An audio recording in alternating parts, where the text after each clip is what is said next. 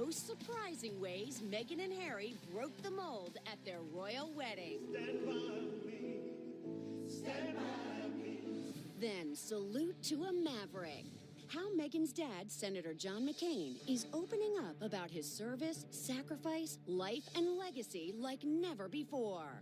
Plus, a brand new View Your Deal.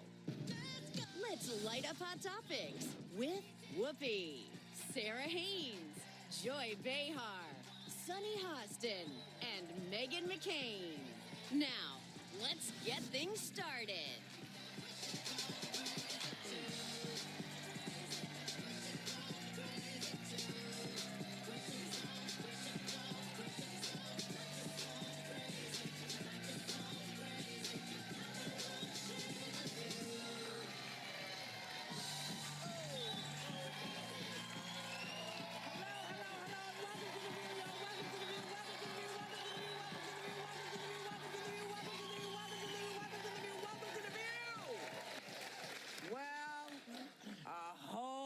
Americans got up very early Saturday morning to watch the royal wedding of Meghan and Harry.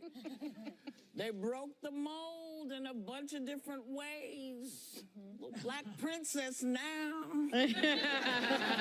little black princess going on. It was. I didn't watch the whole thing, but it's just heartwarming to see.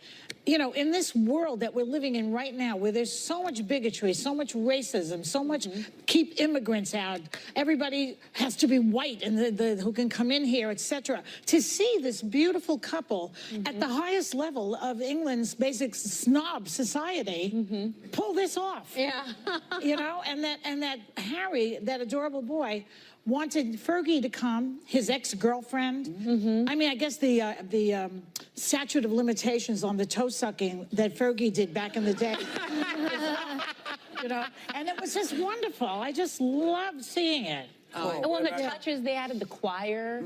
Oh, and when he said, "You look amazing, I'm so lucky." I know. And he was crying. He had tears. Did you see that? I did not watch it. He wiped away a couple tears, he bit his lip, and then I got mad at Max, because I was like, you never did that. Like, I found myself, well, he never looked at me that way. Like, you get a little annoyed at the way, I was like, why didn't you ever bite your lip when you looked at me? It was just, I mean, I'm no Meghan Markle. With the tears coming from him. Yeah, I know, it just seemed so authentic and real. It was a fairy tale. I mean, I woke up at 4:30, of course, to watch it. I was like all in from the very beginning. But I thought what was so interesting was the way that they melded the English history and the African-American history. I mean, this was a very black wedding, right? I mean, I felt like I was blacker than my wedding. But it was like, you know, you have the black choir singing Benny King, and it's a black gospel choir from Southeast London. Choir. And then you have the chaplain to the Queen addressing everyone, and she's a black Brit. Then you had, you know, the head of the Episcopalian Church, the first black head. And then what about the cellist, the wonderful 19-year-old cellist?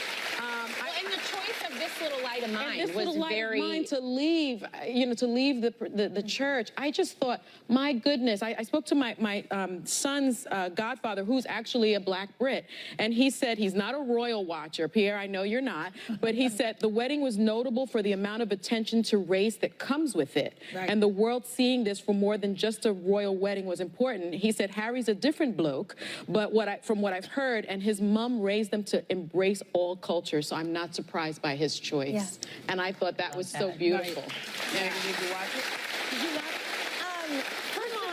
it? First of all, I will say that I think she's just stunning, and I thought it was, all the things you're saying are 100% true, and it is a great moment of sort of multiculturalism and all these things.